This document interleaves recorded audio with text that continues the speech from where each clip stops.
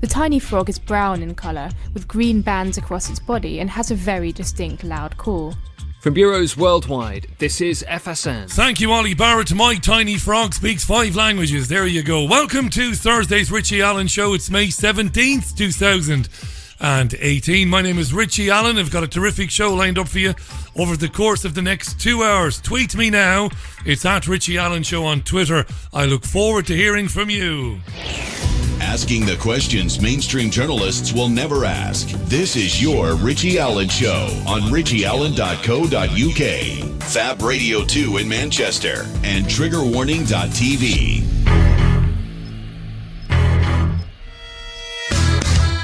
It's the Richie Allen Show, broadcasting live on richieallen.co.uk and multiple platforms around the world.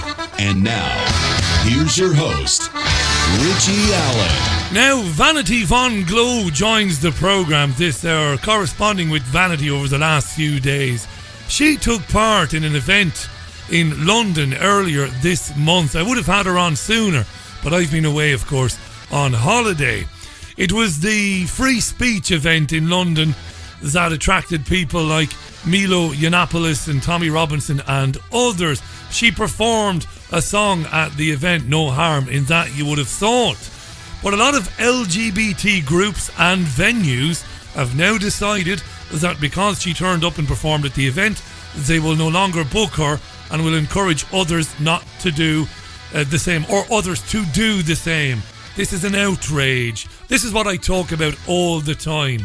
A total intolerance growing in society for other people's opinions and their rights to do as they please.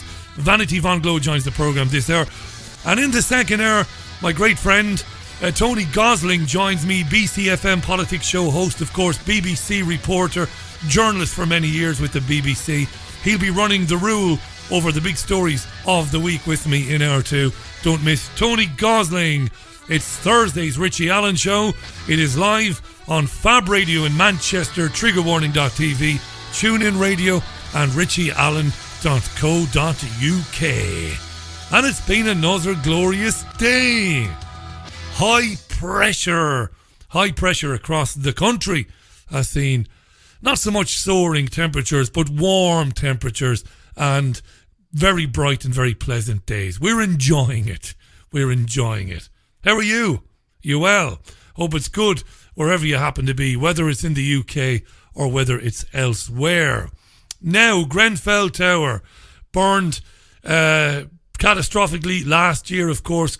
Terrible loss of life. You know all about it now.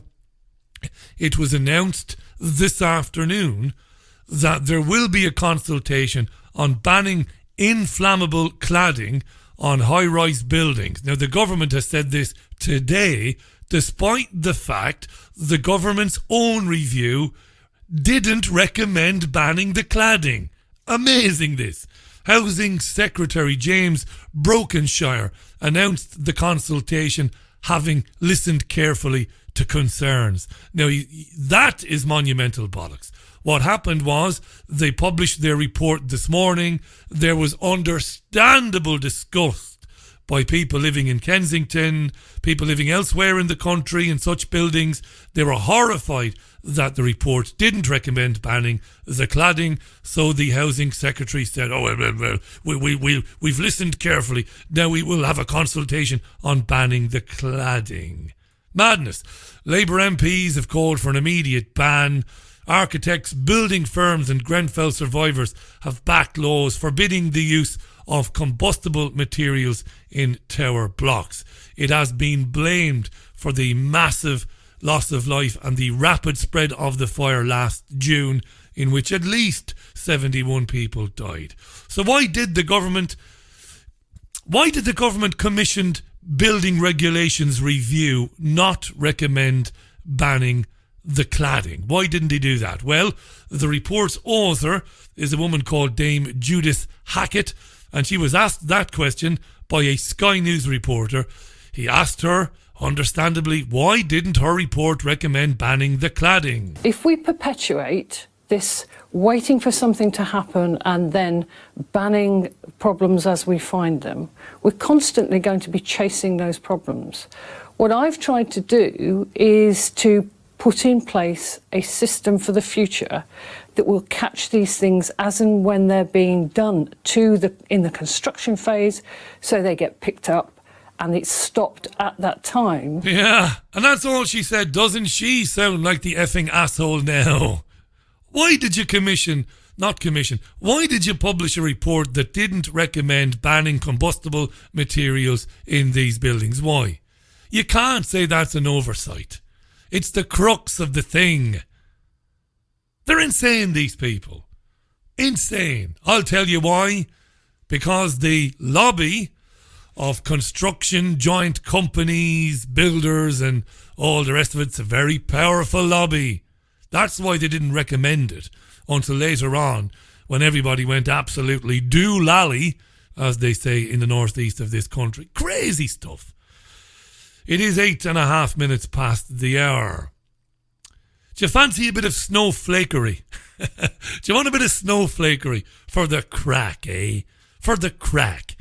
Well, it was announced today as well that adverts that portray gender stereotypes could be banned under new rules as the UK watchdog looks to tackle the harm they cause. Advertisements which promote gender stereotypes cause harm. Women being seen as responsible for doing housework or men being seen as the family breadwinner are the sorts of scenarios advertisers will be banned from using in rules put forward by the Committee of Advertising Practice, which is an advisory body to the regulator of adverts in the UK. CAP, as it's known, Committee of Advertising Practice, has launched a public consultation on the proposed changes which will affect broadcast and non-broadcast media. Non-broadcast media, of course, will be newspapers, magazines, billboards and the sorts of adverts you see on trains and buses and so on. The new rules state advertisements must not include gender stereotypes that are likely to cause harm or serious or widespread offence. Kill me now. Ella Smillie, not Smiley, Smillie, Ella Smillie, the lead on the gender stereotyping project at CAP, said adverts affect the decisions people take in their lives. I would have said adverts affect one and one decision only. Do I buy that or do I not buy that? Am I interested in that or am I not interested in that? She went on to say that their review of evidence strongly indicates that particular forms of gender stereotypes in ads can contribute to harm by limiting how people see themselves. In 2012, Asda's Christmas advert, Asda, by the way, is owned by Walmart, my American friends, and it is a supermarket chain. Now, in 2012, they had a Christmas ad, and it received more than 600 complaints after it presented an exhausted mother doing all the work for the festive celebrations. Oh, sure, that never happened, right? It never happened that a woman collapsed into an armchair on Christmas Day, having got up at the crack of dawn to put the presents in boxes because her husband was pissed. And then she made breakfast. And then she ran around cleaning up after the children. And then she had to start the preparatory work for the Christmas dinner. Of course, that never happened in history. Of course, that doesn't happen now. Of course, it happens now. It's got nothing to do with sexism or gender stereotyping. Madness. 600 complaints from 600 snowflakes. Put them back in the freezer. Do you want to hear from a girl guide? A grown-up girl guide, by the way. She told Sky News today that these ads trigger her. Her name is Juliet Dowley. Christ. Here's triggered, very young Juliet Dowley saying we've got to do away with these gender stereotyping ads. God damn it. I think this is absolutely the right approach. So Girl Guiding did a massive survey and they found that 93% of girls and young women aged 11 to 21 said they wanted advertisers to stop using stereotype depictions of men and women. It's really, really positive that they're finally taking action to stop making women and girls feel uncomfortable with what they're seeing in the media. What adverts do you take issue with the most? What type of adverts? So I personally find it really, really problematic when advertisers show images of a particular body type that can be really triggering for some women. So think of all those advertisements for weight loss supplements that you're always seeing, like around you on the tube or whatever. For some girls, that can really reinforce unhealthy ideas about body image. But also, and perhaps more to do with what the Committee on Advertising Practice is doing today, I saw a massive advert by a major retailer last Christmas where all the women were fussing over the turkey in the kitchen. Then the man coolly goes outside and does it on the barbecue. And it's just damaging. It's just reinforcing that gender stereotypes that are making girls feel that they can't do whatever they want to do. So it's triggering for women to see weight loss supplement advertising on the tube. What are the companies who manufacture weight loss supplements going to do then? What are they going to do? We can't put an advertisement for a product, a generic tablet or whatever the bloody hell it is, on a tube or on a bus, lest some woman or some man be triggered because they might have some issue with the shape of their body. These people are crazy. But these people are gaining more and more and more providence. These people are changing the language. They're changing the rules. It's terrible when you see these ads with women fussing over the turkey. It's what happens. Anyway, lest we get too annoyed by this. There was a man speaking opposite her on Sky News today called Jonathan Gabai. Now, he's had some major advertising gigs. He's worked for Saatchi, among others. So what does Jonathan Gabai think of all of this stuff? Yeah, OK, it is bringing the industry into the 21st century, but your guest is talking an absolute lot of twaddle, because when it comes to stereotyping, you get a lot of adverts which stereotype men as being buffoons, which is not true. Not all men are buffoons. Some men are, some women are. You know, it's about people. It's not about, you know, whichever gender they are. And, you know, you get adverts which may show that, you know, a young girl wants to become a ballerina. That's fine. You wouldn't get a man becoming a ballerina. You would get him becoming a ballerino, which is a male ballerina. But it's you know, our Prime Minister is female. It's all about people. It's not about saying, oh, well, we're going to have to address every single creed, sex, and all the rest of it. It's a 30-second advert to sell a product. End of story. It's as simple as that. Okay? Doing an ad for Christmas and showing a mum preparing the turkey is not a gender stereotype. It's not sexist. It happens. Sounds good. So what did the girl guide Juliet, whatever her name is, what's her name again? Juliet Dowley. What did Juliet Dowley say in response to that? There might be more talk of triggering. I understand that these adverts are very short, they're only 30 seconds, but the problem is that they're everywhere. They're everywhere, and we have no choice about whether or not we do see damaging adverts. Absolute rubbish. One at a time, please. Go continue, Juliet. I have no choice when I walk into the tube about what kinds of body types I see, and for me personally, and for a lot of other young women, that can be very triggering. For example, 59% of girls that Girl Guiding surveyed said that adverts that they'd seen that are airbrushed have made them feel pressured to look a different way. They may be very short, but they can still be very, very damaging. Fuck off, love. That's rubbish, isn't it? I can be triggered walking into the tube over body types. Don't get on the tube then. Cocoon yourself in your bedroom. Live online, live on your phone, and block everything from your vision that offends thine eye. This is crazy stuff. And it's what I wanted to get into with Vanity von Glow on the programme in the next 10-15 minutes. This lunacy. I have a right to exist in a world where everything that I don't like is removed from my vision. Somebody must be responsible for that. So it's the advertising companies, it's the TV companies, it's the newspapers. You have a responsibility to not cause me to melt down in an absolute tirade of triggering.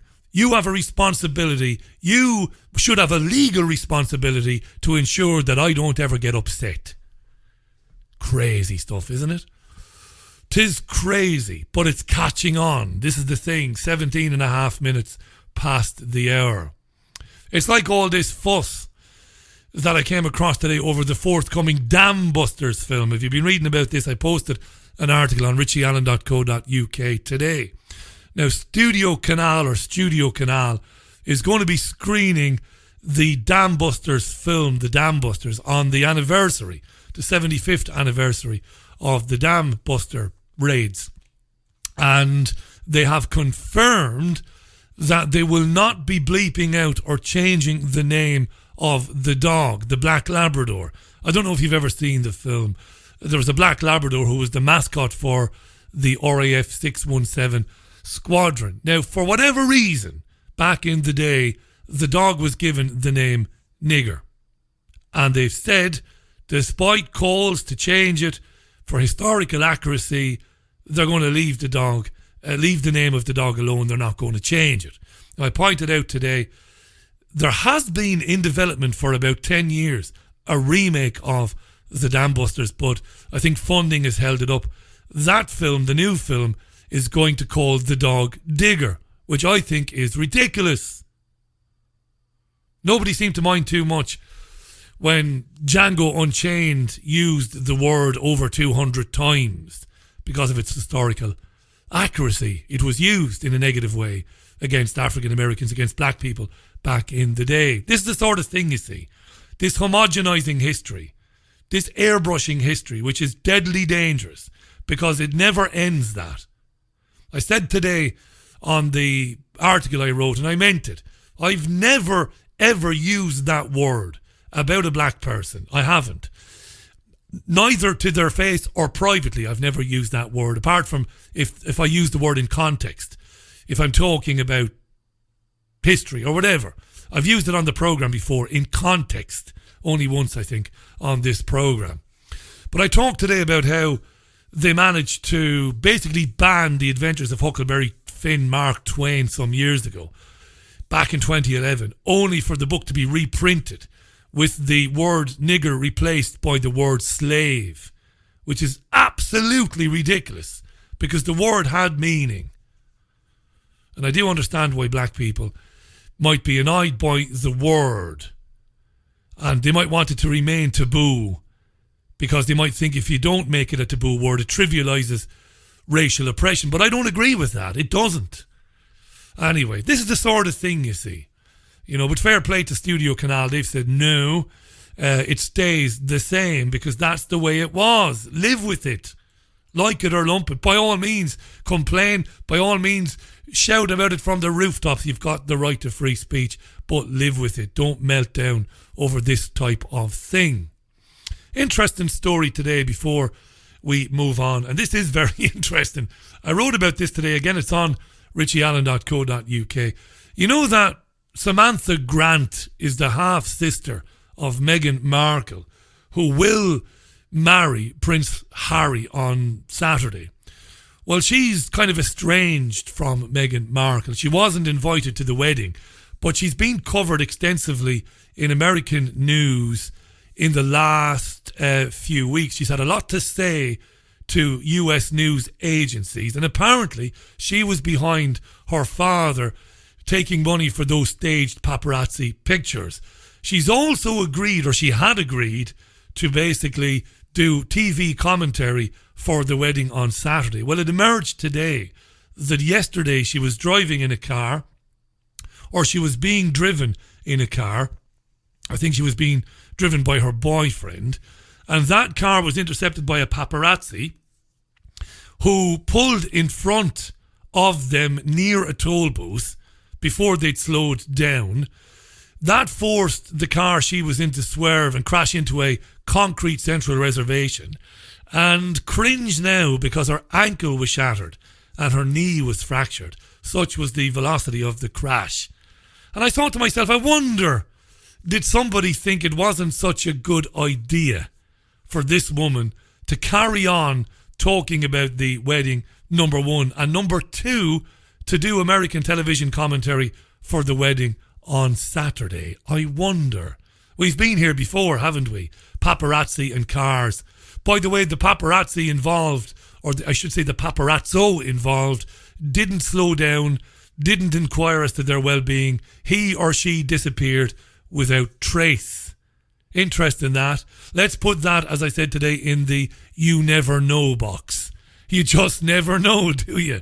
I'm not saying that anybody involved in the UK deep state ordered that to happen, but you just never know. Going to take a very quick break. When we come back, Vanity von Glow joins the programme. Interesting this, it's 23 minutes past the hour. Have you lost access to important data from a computer hard drive, mobile phone, or other storage device? Maybe you have a broken hard drive containing years of information, or a smartphone that no longer works from which you'd like the pictures, movies, and chats recovered. If you would like to recover data from any type of digital device, including desktop and laptop computers, external hard drives, cameras, smartphones, NAS, and RAID servers, then contact Data Clinic today at dataclinic.co.uk now. There's a place high in the mountains of Spain, a sanctuary where souls gather from all around the globe to learn about themselves and experience powerful changes in the way we see our world. They become awakened to their gifts and their power to heal others. Become part of this ever-growing worldwide family of unique, pure energy healing practitioners. Discover how amazing you truly are. Go to www.markbayerski.com. It could just change your life forever. Introducing the H2O app, a powerful water structuring application that programs vibrational energies into water through the use of different sound frequencies. Once programmed, the use of water for drinking, cooking, bathing. Give it to your friends and colleagues or spread it around the garden. The list goes on. It's not just water that the app can be used for either. It's great for programming crystals too. The H2O app is free to download and is available on both Android and Apple platforms. For further information, go to h2oapp.online. Welcome back to the most listened to independent radio show in Europe. It's your Richie Allen Show. Right, let's have some Eric Clapton while I get my first guest on. Here's a bit of Eric Clapton, slow hand himself. Right, music from Eric Clapton on your Richie Allen Show, 26 minutes past the hour. We'll cut that one short because I want to spend a little bit of time speaking with our first guest. I'm really looking forward to speaking with her as well. This is a serious subject, this. It really is. I mentioned at the very top of the programme that she's a very well-known drag queen, well-known in London and around the UK.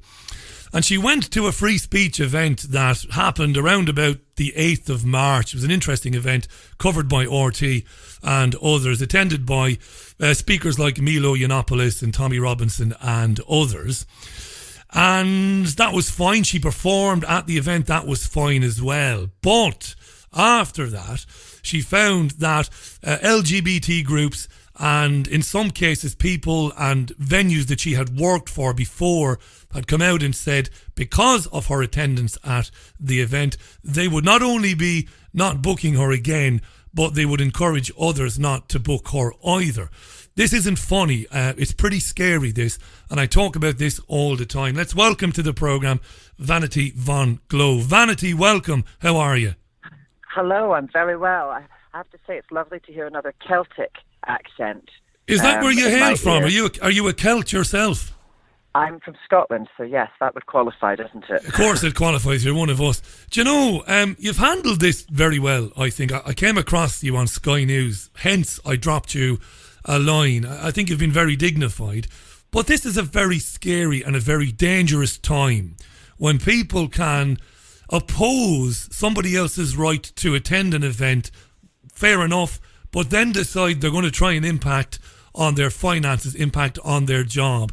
How do you feel about that? Well, first of all, I think it's hilarious and ridiculous that it's a drag queen in 2018 that is the voice of reason. You know, it's kind of absurd that it's almost a radical position to adopt, one of civility and of freedom of expression. Now, my attendance at the event, as I've said, and which I didn't think needed to be said, was in no way an endorsement of anybody's views in particular. Any of the views on the far right or the far left, they're not my views. I was there to defend our right to disagree civilly, not even to defend it, just to uphold it and to celebrate it. What's been upsetting with the community that I love and have supported and that have loved and supported me over the years, the LGBT community, is that I think they've become so fearful of ideas that they feel either unequipped or disinclined to combat. So what they do is if they think you're associated with those ideas, they want to shut you down, they want to shut you out. That's exactly the type of culture I was there protesting, this culture where we isolate people who we don't agree with. How did it come to this, Vanity? Andrew Pearce wrote a brilliant article in the Daily Mail late last year. You might have seen it. And in case our listeners don't know, Andrew is a gay man who appears, he's a conservative, and he appears on Sky News a lot, reviewing the newspapers, and he writes for the Daily Mail. And he wrote a brilliant piece about the difference between the gay men and women who fought for gay rights at a time when people were having the crap beaten out of them because they had been outed or identified as being gay. And he kind of juxtaposed those people who demanded tolerance. And then he kind of talked about today's LGBT lobby, which he sees as kind of anathema, totally different to those who fought for gay rights. And he called them fascistic, basically. How has that happened then? That the most tolerant, the most open-minded, the most liberal people, you know, in society have now become so anti-tolerant? How has it happened? You know, it's a difficult one. I'm not sure. I'm not certain that people in the LGBT community today have as intimate a relationship with the difficulties of the past. Now, I'm 28 years old, so that includes me. You know, we're obviously enormously lucky to live in a culture which is considerably more accepting of us and of everyone else. But I think that because resilience hasn't necessarily had to have been built up by some people in the community, they're less thick-skinned and they're a little more intimidated by ideas. And obviously, in a world in which we are all wearing masks, with the advent of social media, people are constructing public selves far more consciously than they ever did before. And I think what this has done is it's created this petri dish for virtue signaling, where people are competing almost to be who can claim this moral high ground. What happens is that, you know, the LGBT community that love the internet, they love internet culture, they love meme culture, they're great participants. You know, the LGBT community have always been leaders of culture in the arts across history. I don't see why that should change. And what's happening is they're becoming almost sort of intellectually ghettoized and separating people into groups of the good and the bad, and then the bad never make it to their timeline on Facebook because they don't have any friends that disagree with them on really most subjects. So what they're able to do then is be really, really, really terrified of people that come from a different angle. This is really important what you're touching on here, because you spoke already about going to the event, knowing that there were people at the event that might have some very strong views about you, about your lifestyle, about your job, about you, about how, you know, you live, and about how LGBT people live. And wonderful that you would say, well, I'm going to go, I'm going to have a good time, I'm going to perform, and I'm going to engage these people. Yet we're seeing today this, you've described it perfectly there, this kind of an attitude of, well, don't engage, not shout so much shout abuse, but condemn these people from a distance and completely shut down any avenues to debate, which I think, Vanity, is terribly dangerous, because you can't create a world for yourself where you're not surrounded by people with, you know, completely different opinions to yours, whether it be on relationships, sexuality, whether it be on politics. And to do that, I mean, where is it going to end if this well, kind this of... is it. I don't know how sustainable people think that is. Yeah. And it's that thing of, well, come on, guys, what's your suggestion? Can you give me a world in which nobody talks to people who disagree with them and tell me honestly you think that's a world of solutions? Now, I'm not a politician, so I'm not... Oh, someone's horny. A car going off in the background. I am not a political leader. You know, I don't like saying I'm an artist. Really, I'm an entertainer. Artist is stretching it somewhat. But, you know, my job is to bring people together through entertainment. When I was asked to do the event, I thought about it and I thought, I know there will be some criticisms of the ilk that I've been receiving. I didn't necessarily expect it to be as penetrating and as sort of far-reaching. I thought there might be some criticism, and I thought, well, who am I to say that I defend freedom of expression if I only defend it when it suits my own ideological ends? That's fraudulent. And so I was happy to go and stand with people who I don't agree with to say, look, freedom of speech doesn't just belong to you, it belongs to everyone.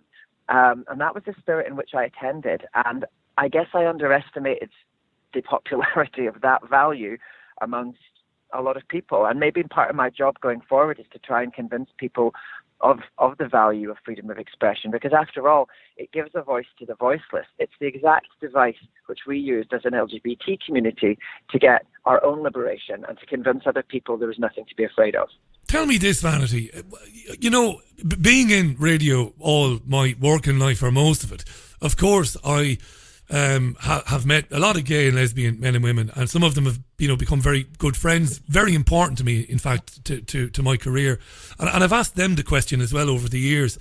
What do you think of when somebody has a very conservative opinion, you know, a very strong opinion about lifestyles and about homosexuality, and might say that they think it's wrong, or might use language that is a bit distasteful, and might say stuff that might indicate that they might think that gay men and women are maybe kind of lesser human beings.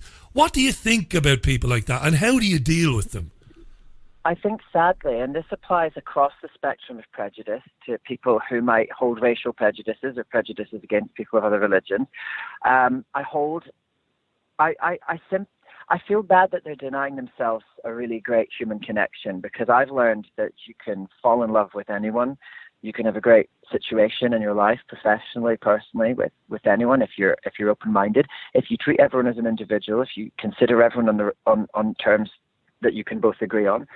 So I feel bad for people in that situation. But I also think, well, one of the, dare I even say, sacred jobs that I have in life is to teach other people how to treat me.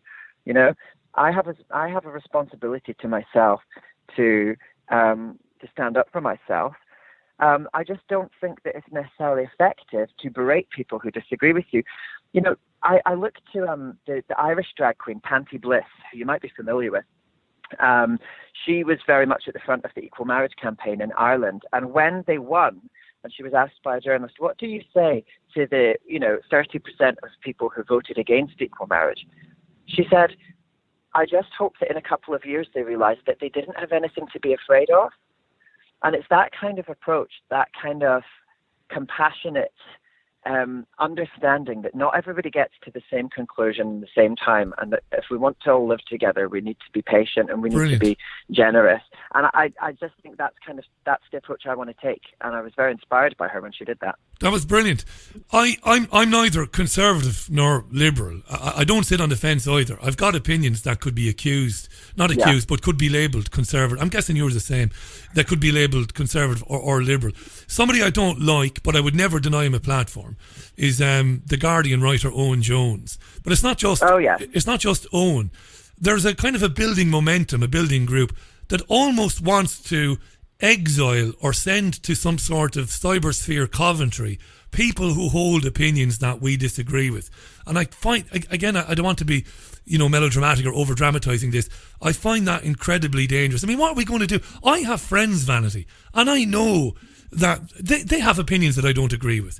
I have friends, they're very conservative in their thinking, and they would make comments about certain things that I would not agree with. But what am I going to do? Am I going to disown those people, never speak to them again, turn my back on them, delete them from my phone? You can't do that, But I fear. And then go ahead. What happens with people like myself who, I'm being lambasted by the far right for being a degenerate because they don't like seeing drag queens at freedom of speech rallies. I'm being lambasted by the far left for being a fascist. So, who am I supposed to sit with now? Do you know what I mean? Like, there's just, it's almost, I feel like it's anti-human. And look, I think there's anti-human ideas on the far left and the far right. So they're to be criticised too. There's a lot of stuff I want to criticize, but as far as the free speech thing goes, I'm like, surely that's the one thing that can bring us together is the conversation, and let's keep it going, Yeah, we used to think I've been making programs since 1998. We used to think years ago that if somebody held an opinion that we didn't agree with, rather than insult them, denigrate them, demean them, the thing to do was to get them into a live on-air situation, not to embarrass them or to Shanghai them, but just to challenge them and say, look, why do you think this? Why do you think the way you think?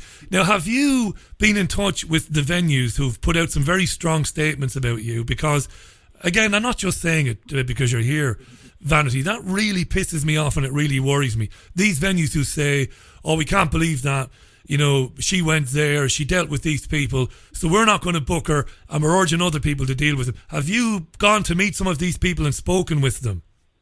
Look, some of the venues, I've been working for 10 years as a professional entertainer, and I've essentially, it feels, like I've been blacklisted at the moment. Part of that is because some of these venues have ideological concerns. Part of that is because some of the venues have, understandably, a bit of a PR problem because, their phones didn't stop ringing. This Twitter storm I've been in the middle of has been vicious and far-reaching, and unfortunately, caught in the crossfire have been these venues, some of whom have been enormously supportive of me, who are, they're now the battleground for this proxy war between the far left and far right, all bickering over freedom of speech. And so where some venues are concerned, I've reached out to connect with them. There are others where I feel the relationship has been mishandled and is possibly irreparable. What I would say is I don't want people to be going and harassing these venues. I don't think that necessarily moves the conversation any further forward. And I'm also not complaining per se about having my shows cancelled. Look, they're completely free to do so. I'm not saying it should be illegal for them to buckle under that kind of pressure. When people are saying, why are you hiring her? She's a fascist. Because, of course, I'm guilty by association to the mind of some people. But what I am saying is I'm trying to advocate for a world where we don't isolate each other for our views. The people who were complaining weren't buying tickets to my show anyway. Yeah. It's not like it wasn't enough for them to simply not come on the nights that I'm there. It's that they need to see me unemployed. They want to see me homeless. They want to see me punished, because I bet you no one else in the performing community in London right now is going to stick their head above the parapet in this way. They've been completely dissuaded and discouraged from not even saying anything, because I didn't say anything. I didn't espouse any of my own political views at this event. They're trying to dissuade people from ever sticking their head above the parapet in any way that deviates from the groupthink. And that's what's worrying, And it's put me in obviously a horrible position where, one, I'm not performing and all performers are narcissists, so I'm missing the adulation. Of course. But also, who wants to see an angry, starving drag queen wandering the streets of London? Nobody. Luckily, some very generous people online have set up a GoFundMe where they're putting some money in to cover my living costs, which hopefully I don't need to dip into that fund. Hopefully I'll be able to get back on my feet. As soon as possible. I'm trying to put together a show to underline and reflect on all of this. But I do feel this response it's been wildly disproportionate to the perceived crime of it's terribly wrong, and we're seeing a lot of this Twitter storm thing, and it's resulting in people being banned. We've seen deplatforming at universities, and again, I'm 43 years old, Vanity. I went to university twice. I was so stupid I went twice, and I remember going to talks that featured people that said things that I didn't agree with or I didn't like, but I got a chance to ask questions or to take part. It's outrageous to me that any venue or any promoter could say, oh, she went there, therefore she's fascistic or she's fascist. I mean, Christ, what happened to, well, maybe she likes a good argument. Maybe she likes a discussion. Maybe she wanted to get up close and personal to see what these people are really like. I mean, that's your first assumption, rather than, all right, well, we can't deal with her anymore. She's it's crazy times these. It is, and you know, I absolutely agree. I mean, I think it's just that you know, it's mob rule at the moment. We've been transported back in time. The angry villagers with their pitchforks, they want to burn the witch, and then unfortunately it's difficult for venues because they need some breathing space to work out how to handle these things. But at the end of the day, they also still need to be viable, and it's quite possible that the hysteria, I must say, the hysteria I think coming particularly from the far left in this instance, because sadly they've abandoned freedom of speech, but the hysteria is arguably enough to sink an independent business, you know. And that's what they're worried about. So, yeah, it's been a bit of a maelstrom. Well, listen, I want to wish you the very best with it. I'd love to have you back on here sometime when there's a bit more time. But try and get yourself fixed up with a Skype account, so it's much easier. I mean, I hope you'll be very busy. I have no doubt you'll be very busy. I like the idea of you writing a show, an event, an evening, or a routine about it, because it is really this is a huge issue. I've been following this for several years. This is not just, you know, it's not just happening to you. I've seen it happening to speakers, political speakers, others. They might have opinions that people might disagree with, but I've seen venues being threatened by organisations saying, we will ruin your business if you host this person, and the venue has turned tail and has cancelled. It's wrong and it's dangerous, and it really is. It's dystopian is what it is. So I wish you the best, and I'd love you to come back on your website, Vanity. Remind us of the website address there. You know, I think it's temporarily down, but it's vanityvonglow.co.uk. I have to say, I'm literally in a taxi now, about to attend the Prowler Porn Awards, which is a fabulous free speech sort of good moment. Stuff. And they've maintained my booking, so I'm very happy to be going there. If you want to find that GoFundMe, I think you just type in GoFundMe Vanity von Glow, and I'm now on Twitter. I just joined so I can be harassed by people from all political ilks for the rest of my life. Yeah, and that's at Vanity von Glow. Well, look, have a smashing evening this evening, and please come back again. Great to chat with you.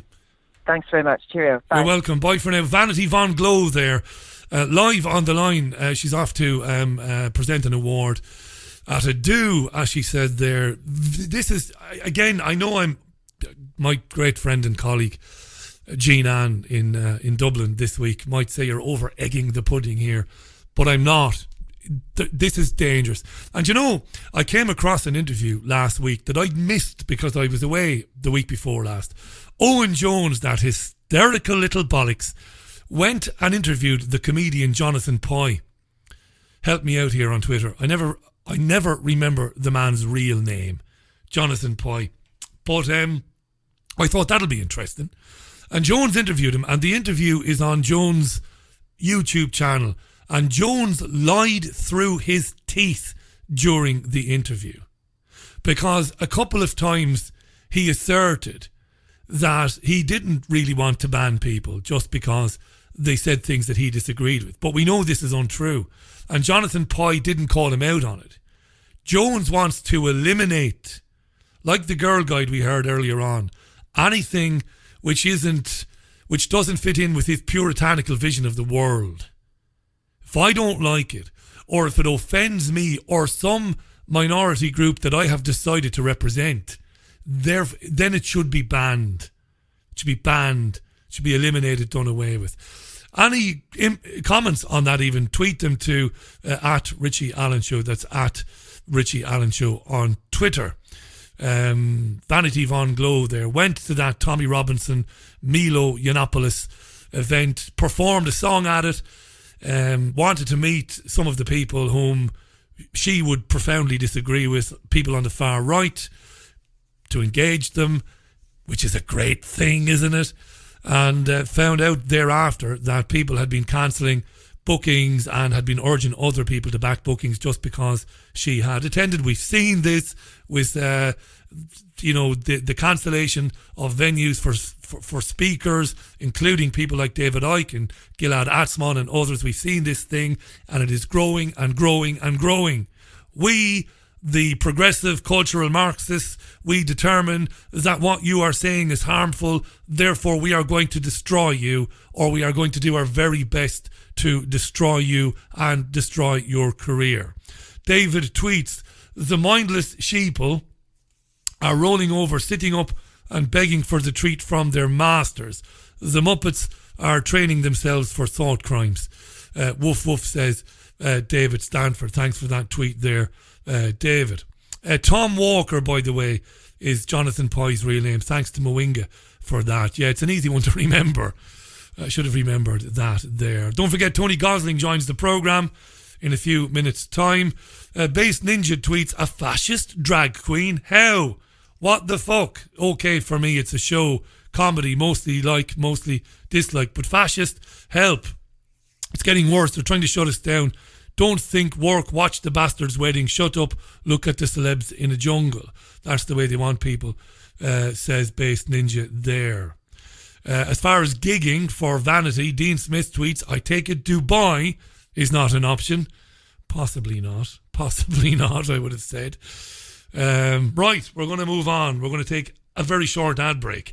When we come back, more of your tweets. Don't forget, Tony Gosling, as I mentioned, BCfm presenter, The Politics Show in Bristol, and former BBC journalist, will be running the rule over the Grenfell story and much more in the second hour of the show. Have you lost access to important data from a computer hard drive, mobile phone, or other storage device? Maybe you have a broken hard drive containing years of information, or a smartphone that no longer works from which you'd like the pictures, movies, and chats recovered. If you would like to recover data from any type of digital device, including desktop and laptop computers, external hard drives, cameras, smartphones, NAS and RAID servers, then contact Data Clinic today at dataclinic.co.uk now. There's a place high in the mountains of Spain, a sanctuary where souls gather from all around the globe to learn about themselves and experience powerful changes in the way we see our world. They become awakened to their gifts and their power to heal others. Become part of this ever-growing worldwide family of unique, pure energy healing practitioners. Discover how amazing you truly are. Go to www.markbayerski.com. It could just change your life forever.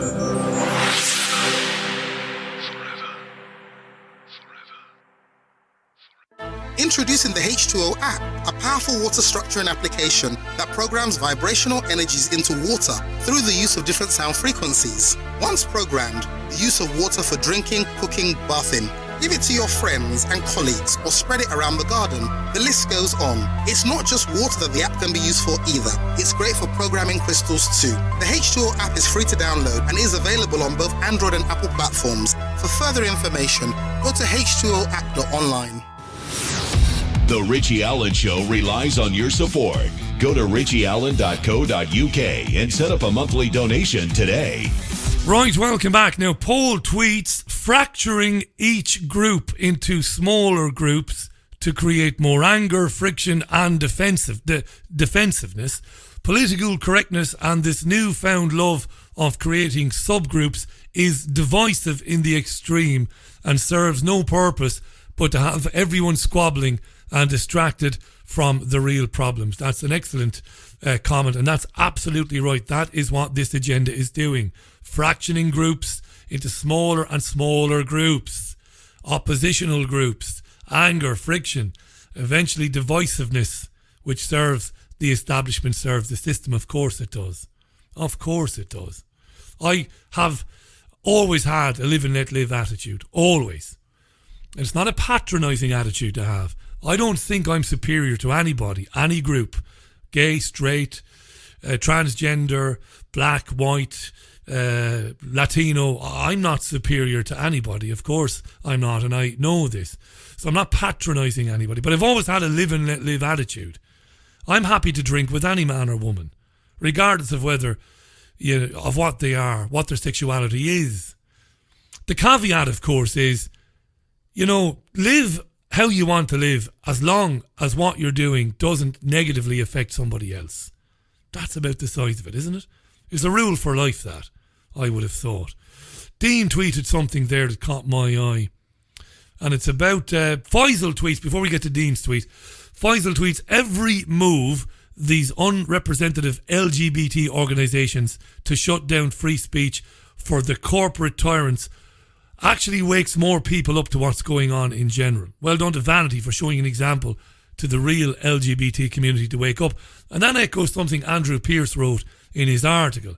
He said that he doesn't recognise this lobby, that those men and women, Peter Tatchell among them, by the way, who campaigned for rights for LGBT people at a time in the 60s and 70s and in the 80s when people were having the shit kicked out of them because they were deemed to be gay, deemed to be transgender, or deemed to be lesbian.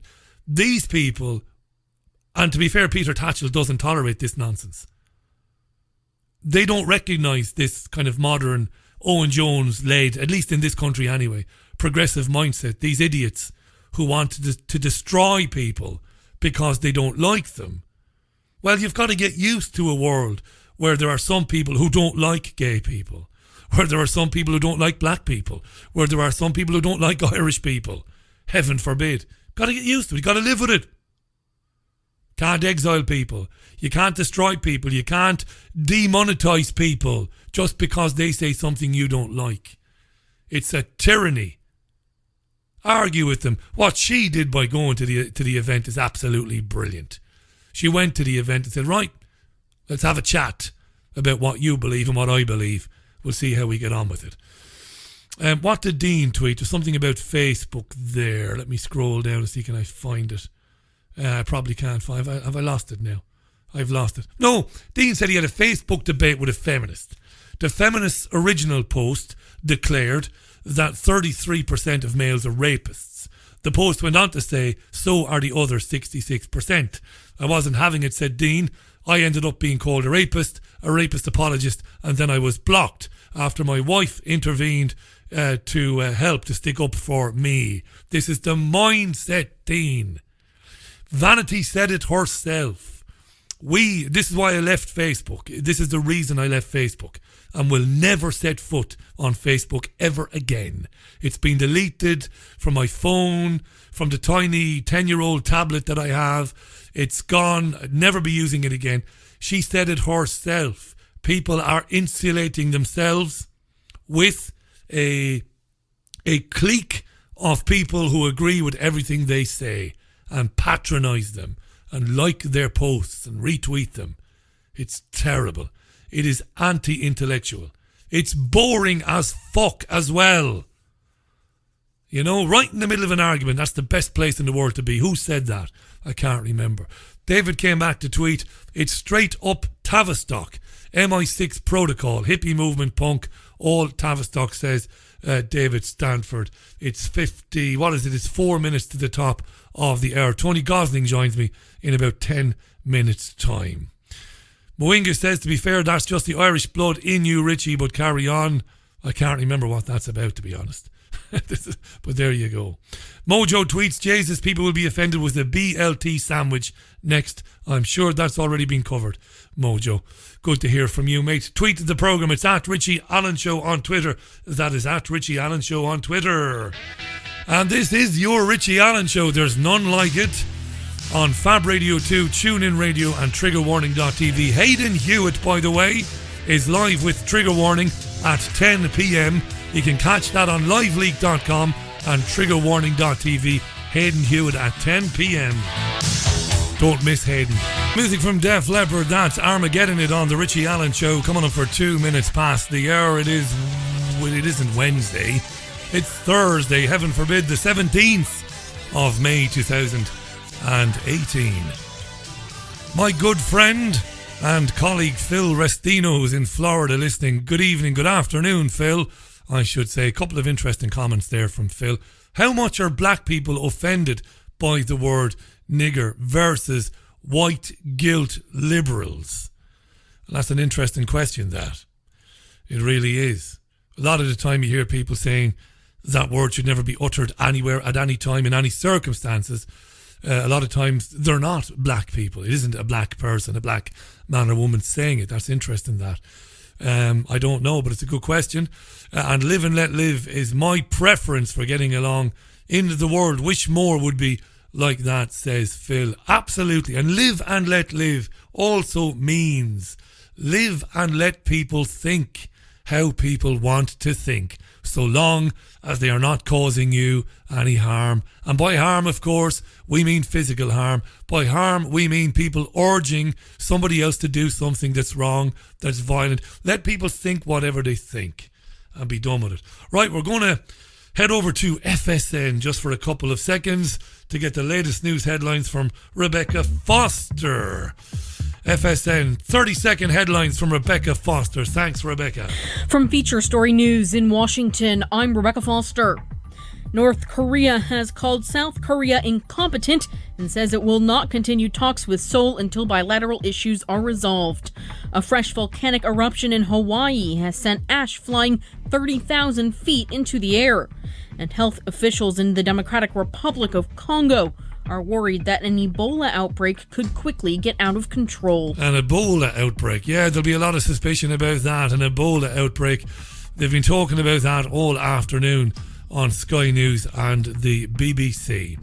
Let me just remind you again, following this programme, Hayden Hewitt, well, a little bit after this programme, 10 p.m. UK time, presents Trigger Warning, excellent television, terrific, funny, hilarious, and often very pithy.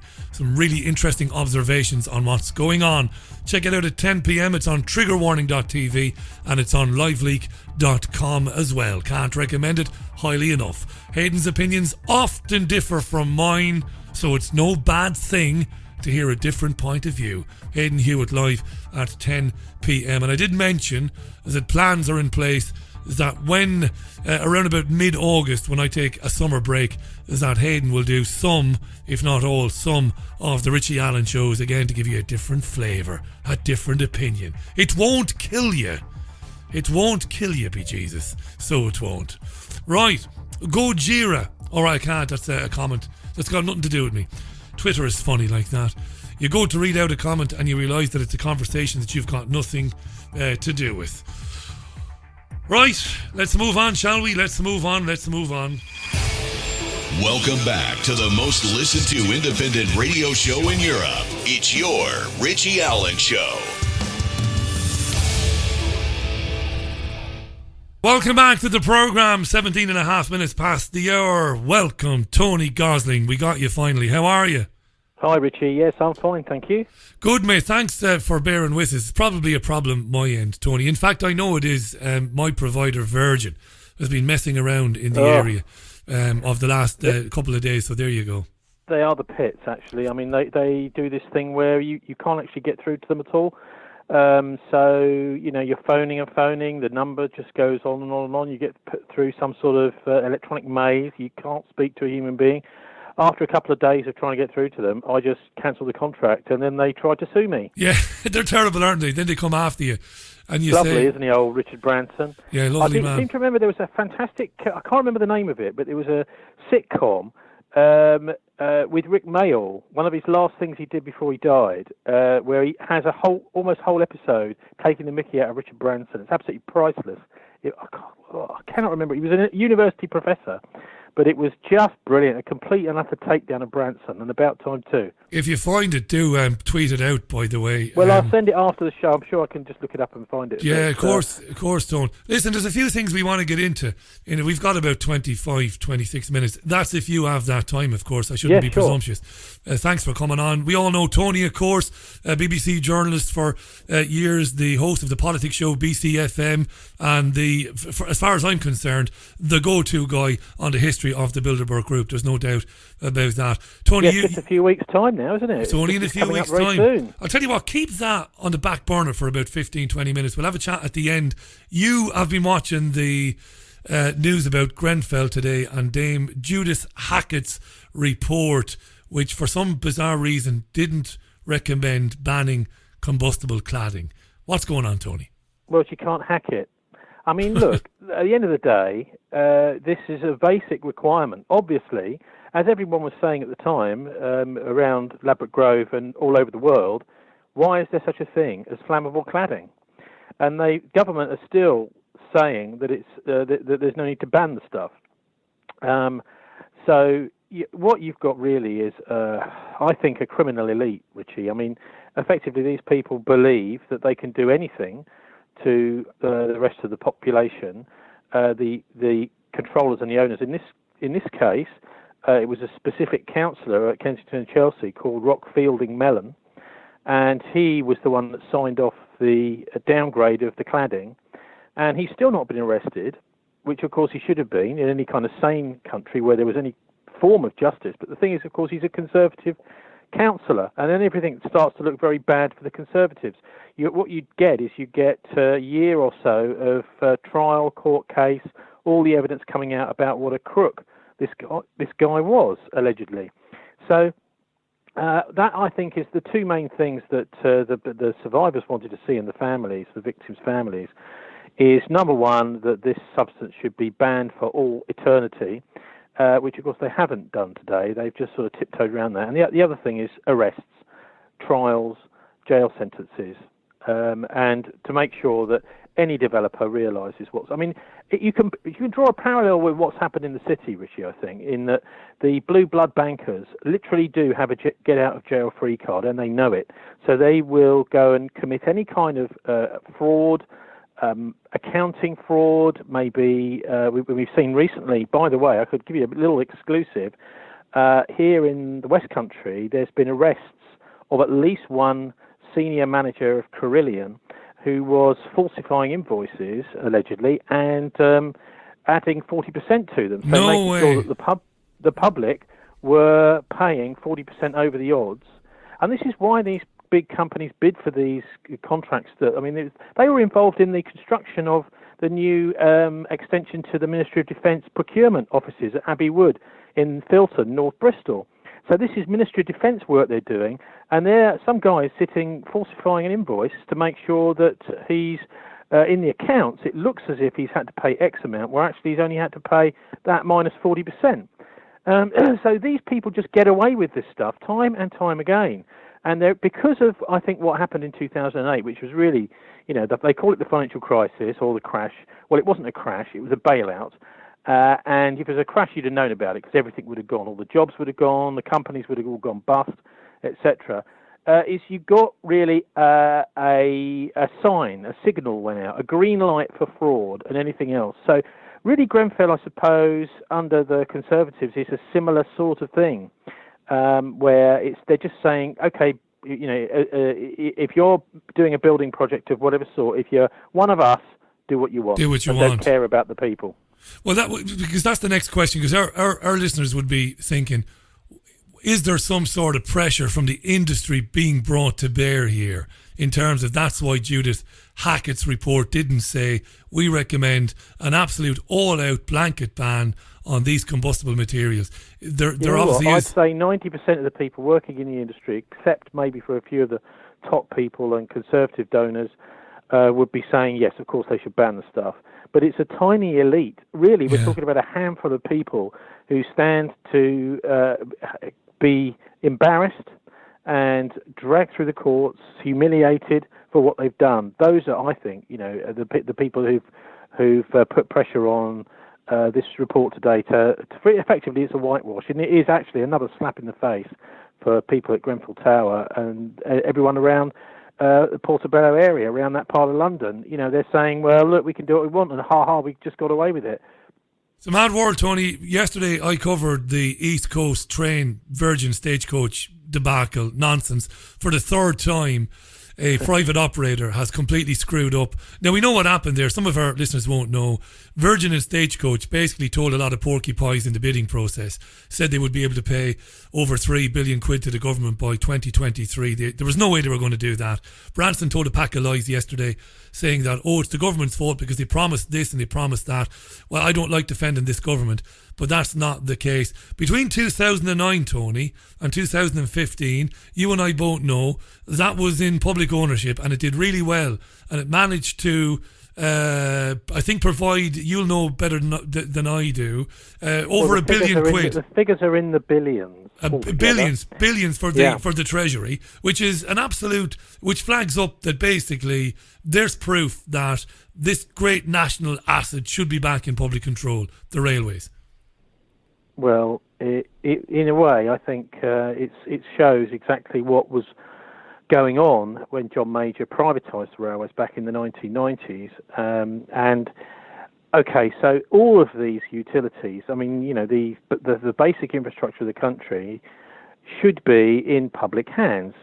There's two reasons for that. One is because infrastructure needs to be very well run. Everyone relies on it.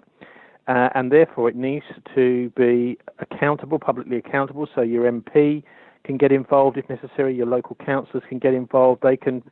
The trouble, of course, is, and any politician will tell you this now, all these privatised companies, the politicians have got no say whatsoever, really, in anything operational about them.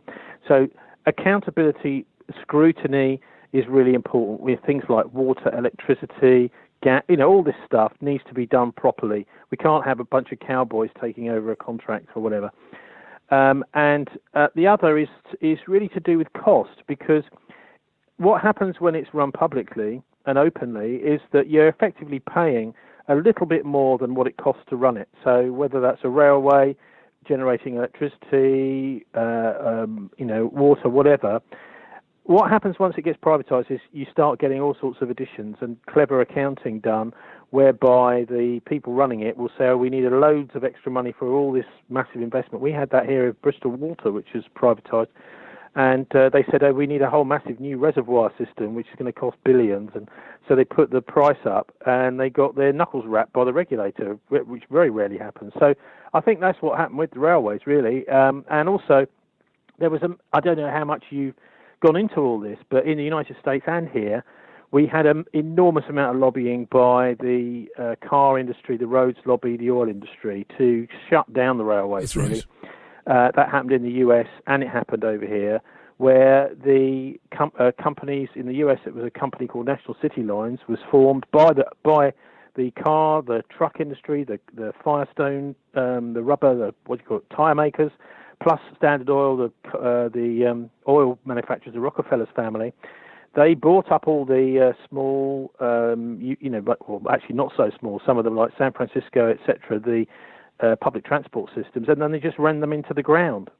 So people had to buy cars because the street cars, the trams as we call them, had rusty wheels, they were clanking along, they quite often didn't turn up. And people didn't realise it was secretly running this company. People thought this was a normal public company and that they were trying to do a good job, but they just didn't have enough money to maintain their trams.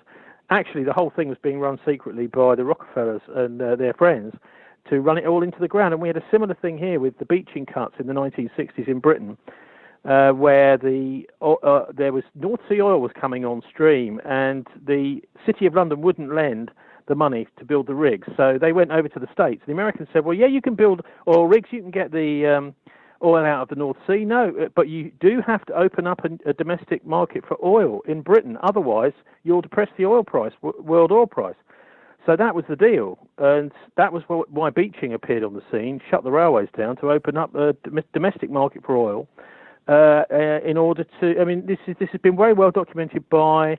the guy, he wrote a book called Bomber Beeching, because Beeching was originally part of the atom bomb project. And Richard Cottrell, former member of the European Parliament, wrote a really good book on Beeching, which goes into all of this stuff. Do you know, it's amazing you're talking about this, because I had a conversation with a friend of mine today, a learned man called Michael Cohen. And Michael asked me, did I remember? Now, I didn't, because I'm obviously not from the UK, but he asked me, did I know anything about the time when David Blunkett, now our listeners will remember David Blunkett as the former Home Secretary, and of course he's well known because of his disability, he's blind, but he ran Sheffield Council in the 1980s. It was known as the Socialist Republic of South Yorkshire, because when he ran Sheffield Council, Michael was telling me today, and he's right, I looked it up, he used local authority money to subsidise the publicly owned public transport network in Sheffield and South Yorkshire. And it was brilliant. It was the rates, basically. It was Absolutely, the rates, the right. local taxes were weighed more heavily on the rich than on the poor. Yeah.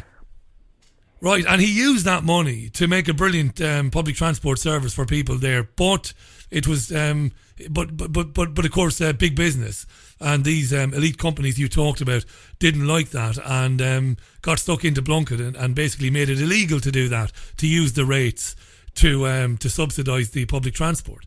It's incredible. It's just... Well, and Ken Livingstone, look, he's been in the news recently. They're trying to get rid of him for saying that Hitler supported Zionism, which he, of course, Hitler did for a period of time. The Nazis did, yeah. And many of the quotes you see online, it says that Hitler was a Zionist. Ken Livingstone never said that. But the reason Ken is under attack is really nothing to do with his comments about Zionism, I think. It's much more to do with the fact that he is a potentially extremely popular and powerful and extremely intelligent potential leader material within the Labour movement and the Labour Party. And so he's been sort of sidelined, deliberately sidelined. But when I was living in London in the 1980s, he brought in the fare system, which was slowly dropping the fares of all the buses. I mean, I couldn't believe it. I was heading off to school one day, and the fare was like tuppence cheaper. It was a little bit cheaper. Yeah. I thought, this is interesting. What's going on here? And what was happening was Ken was actually making moves to making all public transport in London free, like it is in some cities in the world. I think one is in Seattle. I've never actually been there, but I've read that the public transport there for a period of time, maybe even still, was free. Because the local authority realises, well, look, if we want to just reduce congestion, we may as well make this service free. Everyone will start using it. And, of course, they do. And the other thing is it means much less accidents, as there were in London under Fair's Fair and Ken Livingstone in the 80s. Far less people getting injured by cars and even killed on the roads in the city. It really was showing the way forward. But the oil industry, the roads lobby, various basically Tories in London decided to kill it using the courts. And we come back to the courts again and again because the courts always seem to me over the last 40, 50 years in the UK just to have been rigged in favour of whatever the establishment want them to come up with. Even in this case with the judge that's looking at Grenfell Tower, he's the guy that signed off the move of people out of London, effectively. That's right. What they're calling ethnic cleansing in London, out of the city, getting people out of the city, social cleansing, out of the city. So he's obviously not the right person to be running an inquiry. I mean, who is it that appoints these judges? Ultimately, I mean, it's supposed to be the Department for Justice, but at the end of the day, who signs them off? It's the Queen. So she is at the top of the establishment anyway. So it does seem to me as if there's still this kind of nasty establishment in the background, and the Conservatives are just completely pandering to it. The only hope we have in Britain, I think, is if we have some sort of different kind of a government, which Jeremy Corbyn represents. I mean, a lot of people quite rightly make a lot of criticism of Corbyn, but at least we do stand a chance of getting a different mindset in at the top. And the establishment won't like it, but at least there'll be some sort of hope for people. Because under this kind of system, I mean, it's like the Sheriff of Nottingham running the show. Everyone is thinking, no, come on, where's Robin Hood? We need one. You and I, our listeners won't be surprised. This is where you and I disagree. But I respectfully disagree with you. I just don't believe it'll ever change. It's rigged so that it won't ever change. And I think Corbyn, you mentioned Ken Livingstone, Tony, timely to bring up the fact that Corbyn has basically prostrated himself in front of the Zionist lobby in this country. He refused to take them on. And with this, with this attitude that we've seen, I mean, I was very interested yesterday to see Andy MacDonald, the Shadow Transport Secretary, having a go, quite rightly, at the Transport Secretary Chris Grayling over the East Coast train debacle. But Grayling had the ace card up his sleeve and he said, well, that, all well and good, but under a Labour government, we won't see the renationalisation of public transport because you want to be part of some custom or bespoke customs arrangement with the European Union under which it is illegal to renationalise. I just don't ever see, I don't see us leaving this paradigm through the ballot box. But you and I have had this out for years. Name three people: Ken Livingstone, Robin Cook, John Smith. three people who were not, by no means, Tony Blair type characters. Of course not. The opposite. And two of them died in suspicious circumstances. That's John Smith and Robin Cook. Ken Livingstone has basically been almost publicly executed. Yeah. His reputation torn to pieces. Although, of course, there are many millions of people across the country that still think he'd be very successful, very good, as a politician, and don't buy any of this anti-Semitic smear stuff. I mean, I think that really proves what I'm saying is correct, Richie, is that there are forces out there that are afraid that some of these people might make a real difference. So what do we do, Tony? This is brilliant. This is really good stuff, right? You're challenging me, and it's good, and I see your... I see your bid, and I raise it again because I don't disagree with that. We've had people like Tony Benn. I've met these people. I've met them in Ireland. I've not been a journalist as long as you, but I've met some of these people that mean it. I've interviewed people over the years, people like Cynthia McKinney, Georgia, Congresswoman, great woman. They mean it. These people live it. We've seen some of these politicians in South America, but over here, Tony, they get discredited, they get destroyed, or they get murdered, or they get compromised. How do you get around that?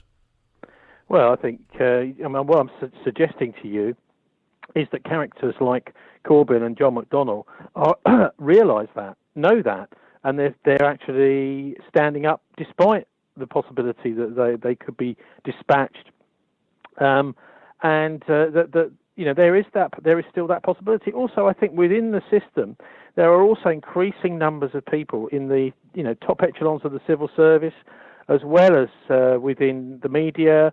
Not so much, I think, probably in the City of London, but in other elite institutions, universities, etc., that are getting really fed up with the massive propaganda that we're getting, and particularly through the extreme cruelty that's starting to be dished out to people like the homeless and disabled people. Let's not forget what's happening to them. I mean, their mobility allowance is taken away.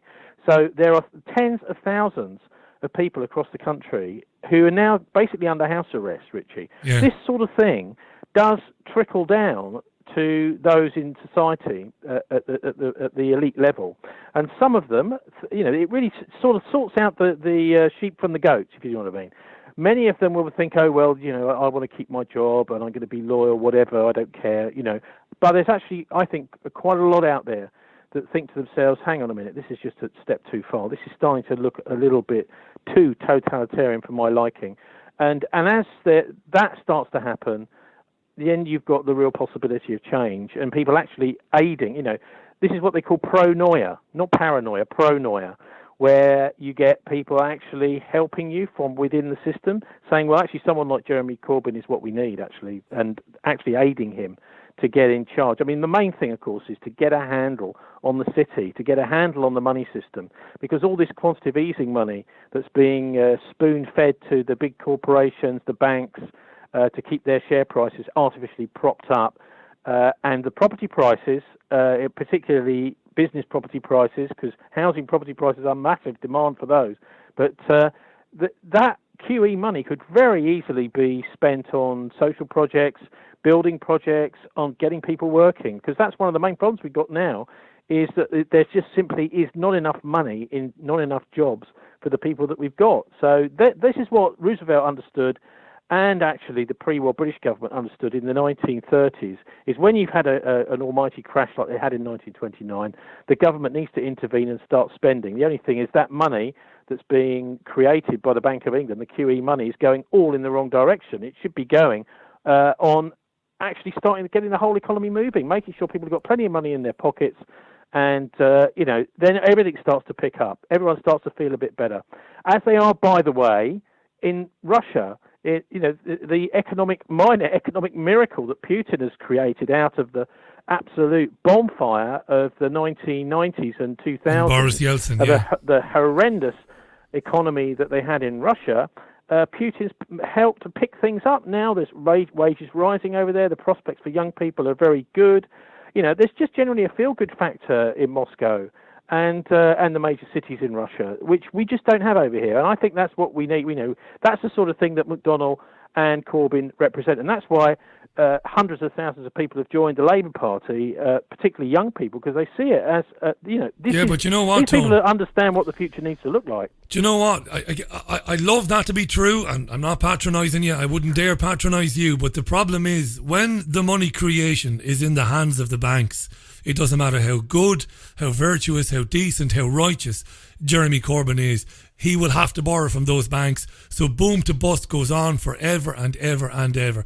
When these banks are told, when central banks are abolished and they can't invent money out of thin air and loan it to governments at interest or bond selling as they do, when that is stopped, then what you have described is possible. But until then, Corbyn is going to go. If he becomes Prime Minister, I think there's a good chance he might do, because he's basically reneged on his own lifelong opinions of the European Union. He's kind of reversed himself on the EU. I think he'll do anything now to form a coalition with the Lib Dems or win the next election. If he does get in, he's going to borrow from the Central Bank of England to pay for his social programmes, which is no bad thing in the short term for those disabled people you talked about and everybody else who suffered. Richie, what you don't but in think the long term, it's terrible.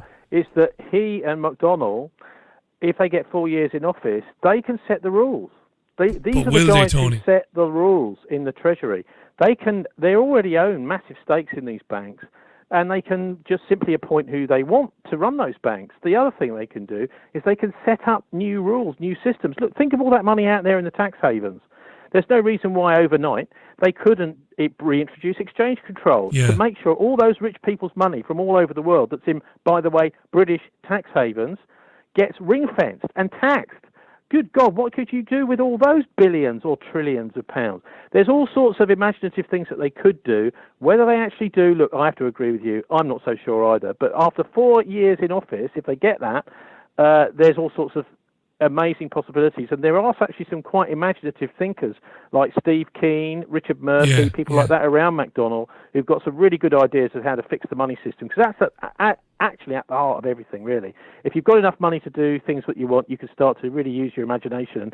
You can have a positive sort of government. And in fact, the sort of thing that they've had in Russia, you won't hear that on the BBC, that they've had an incredible kind of motorway building, repairing the whole country. They spent absolute fortune on putting Russia back together.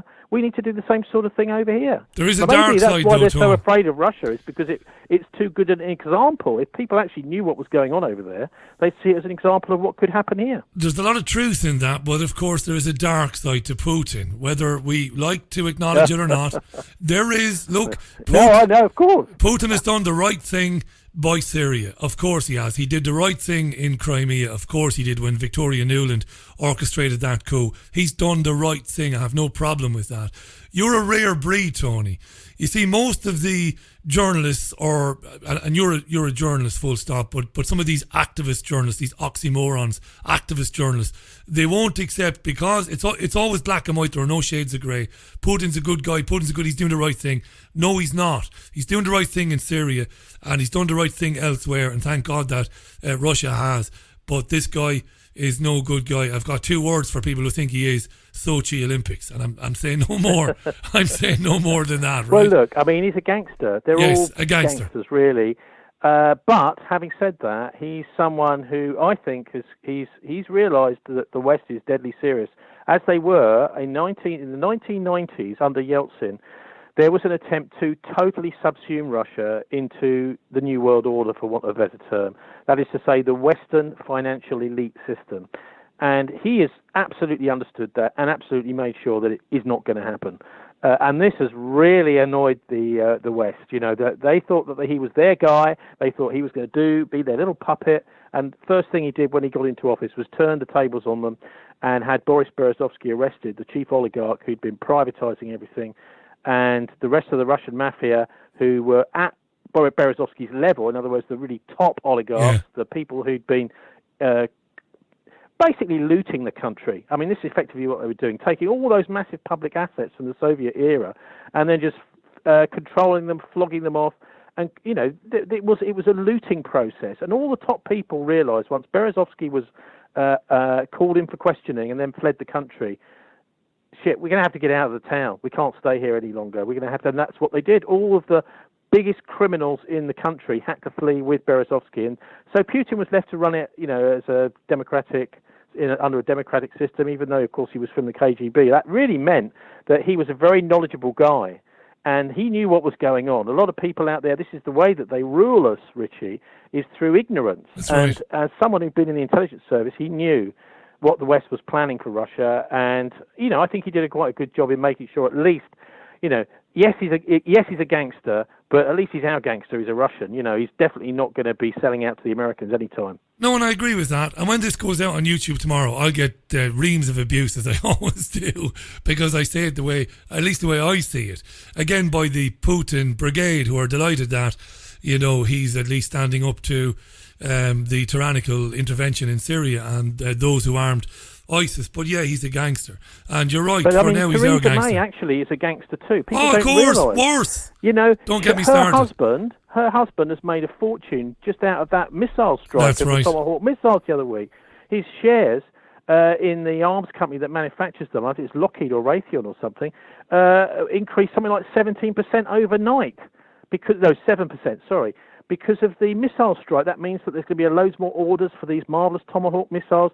That's Theresa May's husband's share portfolio did very well out of the strike on Syria over the fake gas attack in Duma. Yeah. So gangsters, there's no point in calling Putin a gangster until you get your own house in order. That's the way I see it.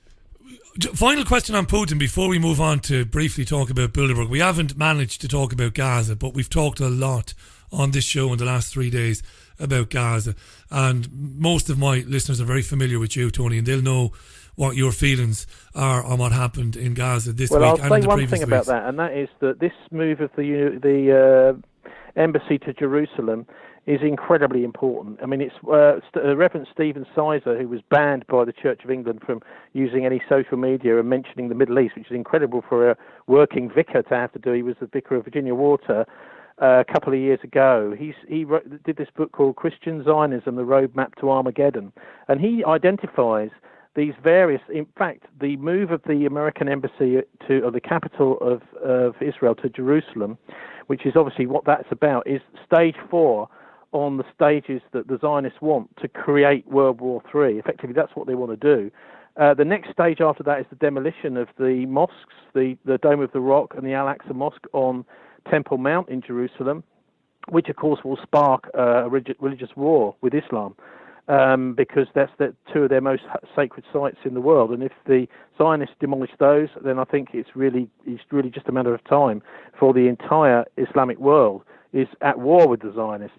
And so that's why that's so significant. I think it's because this is if you look at the leaks of this plan, that is what they're planning to do as one of the precursors to actually start a Third World War, which would, of course, bring the Russians are already there next door in Syria. The Americans would be brought in as well. And once the Americans and the Russians started fighting in that part of the world, it's almost given that the Chinese would then come in on the side of the Russians. I mean, they've said as much that they think that East Jerusalem should be the capital of Palestine, and they are sticking to the legal pre-1967 borders. And so, I mean, that's a bit of a nightmare scenario, but I think it should be a wake-up call, what's been happening this week, particularly with the shifting of the embassy and the unbelievable massacre of peaceful protesters. I mean, they're shouting and screaming, but they're completely unarmed, you know. I mean, I've shouted and screamed as a demonstrator, but as far as I'm concerned, that's not violence. That's just making your point felt, and yet they're shot dead for it. I mean, that just cannot be allowed to happen. It's interesting to see that Labour Friends of Israel actually condemned the demonstrators. Yeah, not the they soldiers, did, yeah. Those brave soldiers. Is that shooting Owen unarmed Smith, civilians. Tony? Is that gombeen? We have a great word in Ireland. It's gombeen. Gombeen means a fucking idiot. Excuse me for swearing. That's Owen Smith, right? Does he head up the Labour Friends of Israel these days? I think he does. He's one of the people. It's Ruth Smeeth. Oh, it's Ruth Smeeth. Like Yeah, and Owen Smith. Yeah. And one or two of these Labour MPs have actually, just over the last couple of days, resigned from it, which is good to see. But, you know, that is what was exposed at the beginning of last year by Al Jazeera. £1 million the Israeli embassy, Shai Massot, the political attaché, had to create groups within the Labour Party that would be pro-Israel and to help get rid of anybody in any senior position in the Labour Party that was anti-Israel. And they were even talking about taking out a Conservative minister They were, that's who was right. in the Defence Department. You know, so this is what we've seen playing out, I think, with this whole anti-Semitism scandal. Is it's just entryism by the same people who were murdering civilians earlier this week on Monday. I think it was something like 50, wasn't it? 50 or 60 people. Yeah, that's right. Yeah, some of them very young as well. There was one interesting thing, Tony. We're not going to have a lot of time really to talk about Bilderberg. We might do something on Bilderberg in a couple of weeks closer to the event. If you've got time, we'll do that. That might be more appropriate. Just to stay with Gaza for a minute. Again, I'm a fair man, and you did make a good point that I disagreed with a short time ago about people in the establishment trying to do the right thing. And I'm going to endorse what you said, because I was watching this on Monday like you were, and like a lot of people were, and I was very impressed, although sickened like everybody else was, but nonetheless impressed to see BBC and Sky News reporters at the field hospitals where people were being stretchered in with horrible wounds on them, and they were telling the truth. And I thought, hello, this is unusual.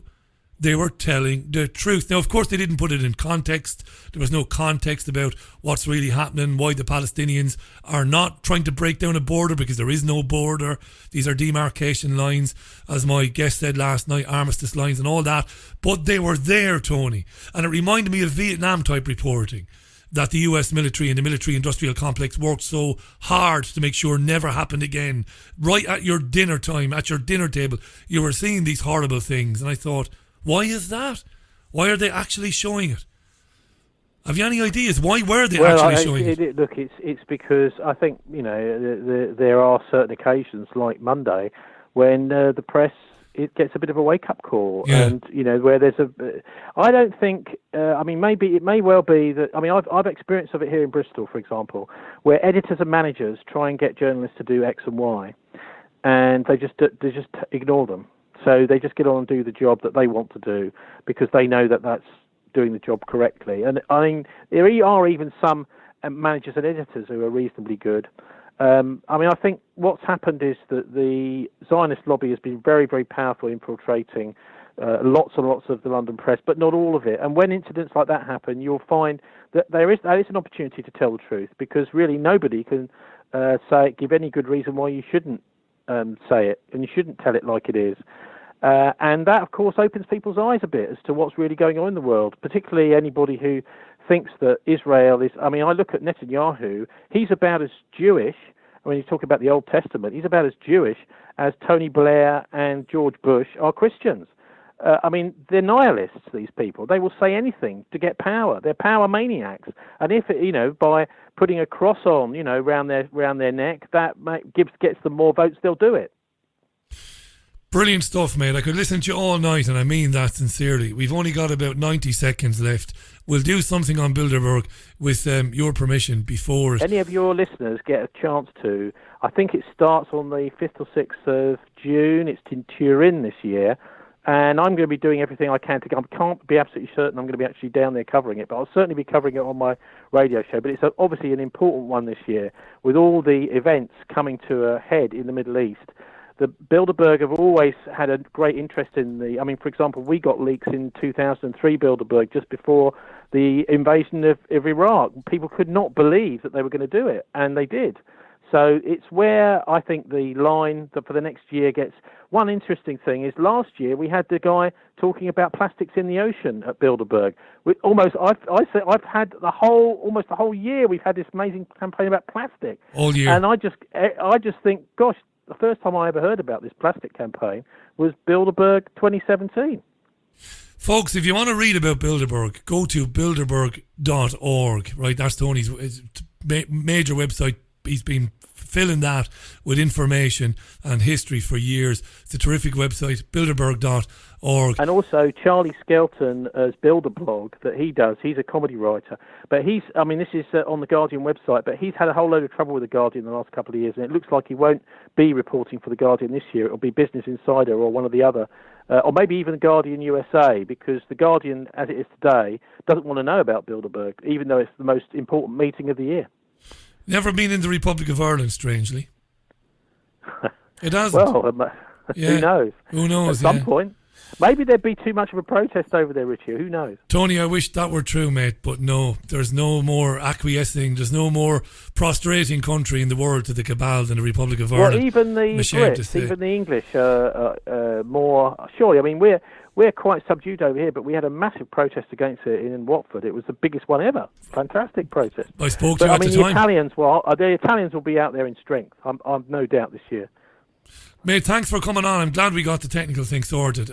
Love listening to you. Folks, check out Tony's programme at BCfm, the Politics Show. It's a great, great show. There aren't many shows like it on radio Tomorrow night in the UK we're doing today. a 9/11 special with the 9/11 author Ian Henshaw. Oh, great. And hopefully on the line, Richard Gage, who's over from Architects Engineers for 9/11 Truth, and some engineers from the UK who are putting their two halfpence in. And as well as actually revisiting Aaron Russo. I'm sure you remember him and his views on 9/11 and the war on terror. That's right, the producer, of course, of Trading Places, who made that great film about taxation. Absolutely. And not to forget, Freedom to Fascism was his swan song. That's the so one. that'll be on tomorrow night, thisweek.org.uk online or in Bristol 93.2 FM. Don't miss it, folks. Tony, thanks again, mate. Love speaking with you. Speak real soon. Cheers, Richie. God bless. All the best. You too, mate. Bye for now. The brilliant Tony Gosling live on the line there from Bristol. Thisweek.org.uk for the radio show, and Bilderberg.org for the archive on Bilderberg. Top man, great stuff. Right, that's it for the programme. Big thanks to Vanity von Glow for her presence, for joining us in the first hour. Really enjoyed listening to her. And to Tony, of course, could listen to Tony all day. Check out Bilderberg.org.uk. Bilderberg.org even. That's it for me. I love you and leave you. I'll be back with you again Sunday live at 11 a.m. UK time for Sunday View as usual. Until then, thanks for tweeting the programme during the week. Thanks for listening to it. Thank you so much to my friend and colleague Simon Stewart. I was thinking of something else. Big thanks to Simon Stewart for looking after the YouTube channel. Without Simon, you wouldn't be able to hear the interviews on YouTube. Thanks to him. Have a great weekend. Leaving you with some Neil Young. Look after yourselves and one another. Until Sunday, it's bye from me. Bye now.